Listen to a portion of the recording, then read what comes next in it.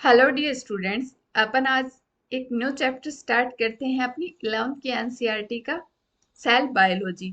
तो cell biology में आपके क्या देखेंगे? अपन देखेंगे कि सेल है वो आपकी basic structure and functional unit है लाइफ की। तो सेल आपकी basic structure and functional unit तो है, पर एक सेल होने के लिए आपको क्या क्या जरूरी पड़ती है? एक सेल होने के लिए उसको कौन कौन से क्राइटेरिया होने पड़ते हैं, तो अपन इसको डेली लाइफ से कनेक्ट करके समझते हैं कि आप कहीं बुक्स लेने के लिए गए तो वहां पे आपको बाहर लिखा मिलेगा बुक सेल। तो बुक सेल से मतलब सेल वही सेल है जो अपनी सेल है। तो इस सेल से मतलब क्या हुआ? तो मतलब एक सेल का पर्टिकुलर क्राइटेरिया है, अपन उसको सेल बोलते हैं। इसका मतलब ये समझे अपन। तो क्या क्राइटेरिया होता है?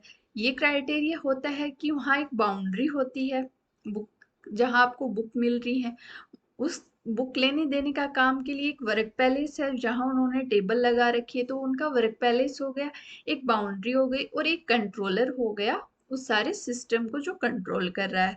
उसी तरह आपकी सेल में क्या होता है कि सेल में भी आपकी सेल के बाहर प्लाज्मा मेम्ब्रेन प्रेजेंट है, तो उसकी बाउंड्री हो गई।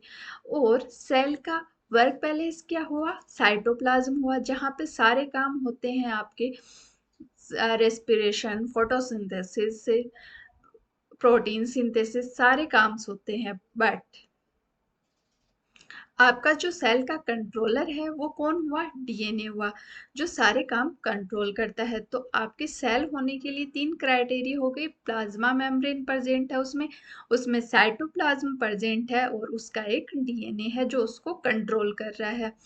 तो आप ये तीन क्राइटेरिया बताएंगे। अब आपके दिमाग में क्वेश्चन आ रहा होगा कि सबसे बाहर तो आपकी बाउंड्री के रूप में सेल वॉल प्रेजेंट होती है, अपने प्लाज्मा मेम्ब्रेन क्यों लिया, सेल वॉल क्यों नहीं लिया?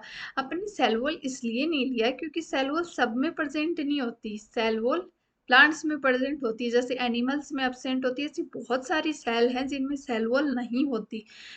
तो जिन जो सब में पाई जाती है वही क्राइटेरिया होगा ना, इसलिए अपन ने प्लाज्मा मेम्ब्रेन लिया। अब अपन स्टार्ट करते हैं, व्हाट इज सेल। सेल आपकी बेसिक यूनिट है लाइफ की। इसको अपन structure and functional unit of life बोलते हैं। और यूनिसेलुलर ऑर्गेनिज्म होते हैं वो भी कैपेबल होते हैं इंडिपेंडेंट एग्जिस्टेंस के लिए। मतलब आपकी एक जो पर्टिकुलर सेल है यूनिसेलुलर है, वो भी आपकी इंडिपेंडेंट एग्जिस्टेंस शो करता है। Anything less than a cell does not insure independent living. एक सेल से कम है, जो अपन ने क्राइटेरिया बताया उससे अगर कुछ कम है तो उसको अपन सेल नहीं बोलेंगे। इसका एग्जाम्पल है आपका वायरस। वायरस आपका नॉन सेलुलर है क्योंकि उसमें आपके सेल से आपको होस्ट के रूप में लेता है वायरस, उसके बाद में वो लिविंग होता है। बट जब आपकी बॉडी से बाहर है तो वायरस नॉन लिविंग है, अपन उसको नॉन सेलुलर बोलते हैं। तो एक उसमें एक पर्टिकुलर सेल नहीं है तो अपन उसको लिविंग नहीं कंसीडर कर सकते। एक एनसीईआरटी में आपकी टर्म दे रखी है इनिमिनेट थिंग्स। मतलब इसका क्या मतलब हुआ? इसका मतलब हुआ नॉन लिविंग या नॉन सेलुलर। तो अपन नॉन लिविंग या नॉन सेलुलर, आपका इनिमिनेट थिंग हो गई आपकी नॉन लिविंग, या फिर अपन उसको नॉन सेलुलर भी बोल सकते हैं। अब आपके organism on the basis of number of cell के बेसिस पे आपके दो टाइप के ऑर्गेनिज्म होते हैं, यूनिसेलुलर या मल्टी सेलुलर। यूनिसेलुलर होते हैं वो आपके सिंगल सेल के बने होते हैं, जैसे कि bacteria and amoeba. Multi cellular organism आपके मल्टीपल सेल के बने होते हैं, आपके higher animal and higher plants हो गए। अपन में बच्चे बहुत सारी सेल्स है, तो अपन मल्टी सेलुलर ऑर्गेनिज्म के अंदर आते हैं। अब अपन सेल की डिस्कवरी कैसे हुई उसकी हिस्ट्री देख लेते हैं। तो सबसे पहले सेल को डिस्कवर किया था रॉबर्ट हुक ने। इसको फादर ऑफ साइटोलॉजी भी बोलते हैं, और डिस्कवरी ऑफ सेल का क्रेडिट इसके पास है। बट इसने जो सेल देखी थी वो डेड सेल देखी थी, डेड सेल ऑफ कॉर्क देखी थी इसने। और इसने बाहर की सेल वॉल देखी थी, ऑब्जर्व सेल वॉल। और उसने क्या देखा था कि ये हनीकॉम लाइक स्ट्रक्चर होती हैं। सेल वॉल तो बच्चे इस तरह दिखाई देगी आपको, और इसी तरह आपका हनीकॉम्ब होता है। तो इसने इस टाइप की स्ट्रक्चर देखी, पर इसने डेड सेल को देखा। आपके लिविंग सेल को देखा एंटोनी वॉन ल्यूवेनहोक ने सबसे पहले लिविंग सेल को देखा, और रॉबर्ट ब्राउन ने आपके न्यूक्लियस को देखा। तो आपके 3 साइंटिस्ट के नाम हैं इसमें हिस्ट्री में। रॉबर्ट हुक ने आपको सेल देखा, बट उसने डेड सेल देखी, कॉर्क में डेड सेल देखी। एंड एंटोनी वॉन ल्यूवेनहोक ने आपके लिविंग सेल को देखा, एंड रॉबर्ट ब्राउन ने आपके न्यूक्लियस को देखा। अब अपन सेल थ्योरी की बात करते हैं। सेल थ्योरी आपके 2 साइंटिस्ट ने दी, मैथ्यूस स्लीडन एंड स्वान ने आपकी सेल थ्योरी दी।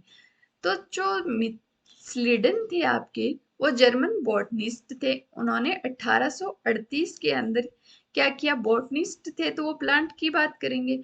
तो plant cell are made of different type of cell. Plant cell होती हैं वो आपकी डिफरेंट टाइप ऑफ सेल की बनी होती हैं। ये किससे बनी होती है, ये टिश्यू से बनी होती है। इन्होंने इतनी बात बताई।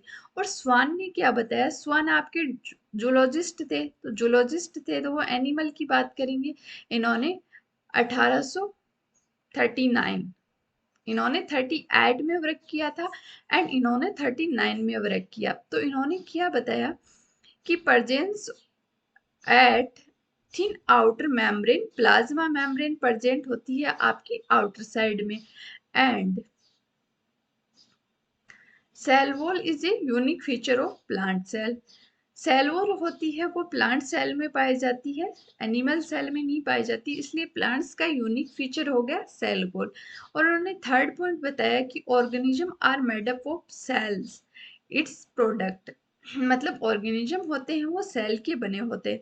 इन्होंने सेल थ्योरी तो दी बच्चे, इन्होंने इतनी बात तो बता दी कि ऑर्गेनिज्म में एक basic structure and function unit के रूप में सेल प्रेजेंट होती है, पर सेल डेवलप कहाँ से होती है, ये नहीं बता पाए कि सेल आखिर आती कहाँ से है।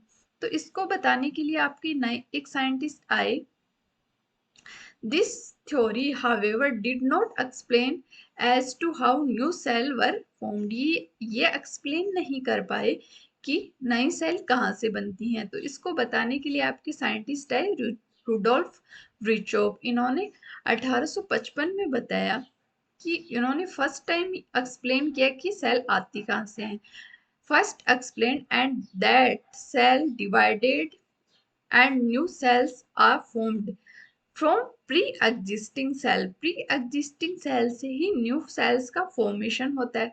जैसे आपकी सेल है, वो पहले सेल ग्रोथ करेगी और उसके बाद में 2 सेल्स में डिवाइड हो जाएगी। तो इस तरह आपकी सेल्स का फॉर्मेशन हो गया। तो इसको अपन बोलेंगे ओमनी सेलुला इसोलुला, मतलब आपकी पहले से जो सेल प्रेजेंट है उन्हीं से न्यू सेल्स का फॉर्मेशन होता है। तो इसके बाद में आपकी न्यू सेल थ्योरी आ गई, मतलब उसी में ये पॉइंट ऐड कर दिया गया। तो आपकी सेल थ्योरी के पॉइंट हैं, all living organism are composed of cell and product of cell. आपके जो सारे लिविंग ऑर्गेनिज्म हैं वो सेल के बने होते हैं। All cells from pre existing cells, सारी सेल कहाँ से बनती हैं, पहले से जो सेल प्रेजेंट है उन्हीं से न्यू सेल्स का फॉर्मेशन होता है। Activities of organism are the outcome of some total A of activities and interconnection of its constitution cells।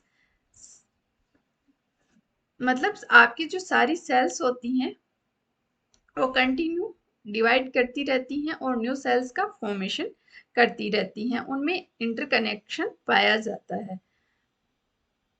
तो आप ओवरव्यू ऑफ सेल, आप सेल को समझने के लिए कौन सी सेल्स की स्टडी करते हैं।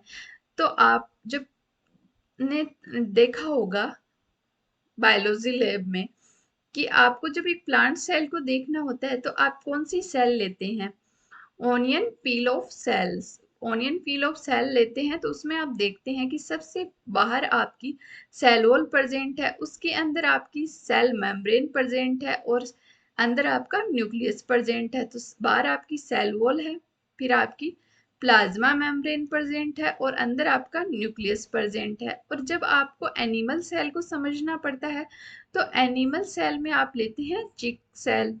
चिक सेल में आप देखते हैं तो आपको क्या दिखता है कि सबसे बाहर प्लाज्मा मेम्ब्रेन है और अंदर न्यूक्लियस है। सबसे बाहर आपकी प्लाज्मा मेम्ब्रेन प्रेजेंट होती है और अंदर की साइड आपका न्यूक्लियस प्रेजेंट होता है। तो आपकी टिपिकल प्लांट सेल हो गई onion peel cell and typical animal cell हो गई आपकी चिक ह्यूमन चिक सेल। तो सेल में आपके न्यूक्लियस की प्रेजेंस के बेसिस पे सेल को दो भागों में डिवाइड किया गया है। दो टाइप की सेल होती हैं, prokaryotic cells and eukaryotic cell. Prokaryotic cell में प्रो से मतलब हो गया बिफोर या कैरी ऑन, बिफोर या फिर प्रीमिटिव, और कैरियोटिक से मतलब हो गया कैरी ऑन मतलब न्यूक्लियस। ये बच्चे आपकी यहाँ लिखा जाना चाहिए था। बिफोर या प्रिमिटिव हो गया प्रो से मतलब, और कैरियन से मतलब हो गया, कैरियोटिक से मतलब हो गया कैरियन या न्यूक्लियस। मतलब इनमें नॉट वेल डिफाइंड न्यूक्लियस पाया जाता है। मतलब पहले की जो सेल हैं उनमें वेल डिफाइंड न्यूक्लियस प्रेजेंट नहीं होता। और जो यूकैरियोटिक सेल है, यूकैरियोटिक सेल में आपका ट्रू या वेल डिफाइंड न्यूक्लियस प्रेजेंट होता है। तो आपकी प्रोकैरियोटिक और यूकैरियोटिक सेल में सिमिलरिटीज क्या होंगी, मतलब क्या सेम पाया जाएगा? सेम उनमें पाया जाएगा, प्लाज्मा मेम्ब्रेन दोनों में प्रेजेंट होगी, राइबोसोम भी दोनों में प्रेजेंट होता है एंड साइटोप्लाज्म भी दोनों में प्रेजेंट होता है। प्रोकैरियोट में भी होगा और यूकैरियोट में भी होगा। Main area of cellular activities के लिए मेन एरिया होता है आपका। अब आप सेल साइज की बात करेंगे। अब सेल तो देख लिए अपन ने, अब वो सारे सेल होती हैं वो वेरी करती हैं, उनकी सब में अलग अलग साइज की सेल पाई जाएंगी। तो अब आपकी एनसीईआरटी ने अपन को कुछ डाटास दे रखे हैं जो अपन को याद करना है। आपके मैच ऑफ द कॉलम में आपके ऐसे कैसे पूछ लिए जाते हैं ये। तो माइकोप्लाज्मा आपकी 0.3 mm की पाई जाती है और ये आपकी स्मॉलेस्ट सेल है। लार्जेस्ट सेल है वो आपकी ओस्ट्रिच है, ओस्ट्रिच के एग में पाई जाती है लार्जेस्ट सेल। लॉन्गेस्ट सेल होती है वो आपकी नर्वस सेल होती है। एवरेज साइज ऑफ बैक्टीरिया है 3 से 5 म्यूएम और टिपिकल बैक्टीरिया की साइज है 1 से 2 म्यूएम माइक्रोमीटर। टिपिकल बैक्टीरिया का कितनी साइज है 1 से 2 और एवरेज साइज ऑफ बैक्टीरिया की 3 से 5 है। बच्चे ऑप्शन में आएगा तो दोनों नहीं आएंगे, एक ही आएगा इनमें से, या तो आपको टिपिकल बैक्टीरिया की साइज दे दी जाएगी 1 से 2 माइक्रोमीटर या फिर एवरेज बैक्टीरिया सेल 3 से 5 माइक्रोमीटर। आरबीसी की साइज होती है 7 माइक्रोमीटर इन डायमीटर। पीपीएलओ की साइज है आपकी 0.1 माइक्रोमीटर। वायरस की साइज है 0.02 से 0.2 माइक्रोमीटर। टिपिकल यूकैरियोटिक सेल की साइज है आपकी 10 से 20 माइक्रोमीटर। बच्चे सारे डाटा आपकी एनसीईआरटी में कुछ तो डायरेक्टली दे रखे हैं और कुछ जो आपका डायग्राम दे रखा है उनके नीचे आपकी दे रखे हैं ये डाटा, तो आपको सारे याद रखने हैं ये। सेल सेप देखेंगे अपन, किस किस टाइप की सेल सेप पाई जाती है। आरबीसी आपकी राउंड और कॉनकेव होती है। डब्ल्यूबीसी आपकी अमीबॉइड होती है। एपिथेलियल सेल आपकी लॉन्ग एंड नैरो होती है। मीजोफिल सेल आपकी राउंड और ओवल शेप की होती है। नर्वस सेल होती है वो ब्रांच्ड एंड लॉन्ग होती है और ट्रेकिड आपकी इलोंगेटेड सेल होती है। इस तरह अपन ने सेल और सेल थ्योरी देख ली। आज की लेक्चर में अपन इतना ही देखेंगे। अगर आपको कोई डाउट होता है तो आप कमेंट सेक्शन में कमेंट कर सकते हैं एंड अगर आपको, आप टेलीग्राम पे भी अपने डाउट्स ज्वाइन करके आप देख सकते हैं, वीडियोस और डाउट पूछ सकते हैं। तो आज के लिए इतना ही, थैंक यू। नेक्स्ट लेक्चर में अपन प्रोकैरियोट सेल देखेंगे।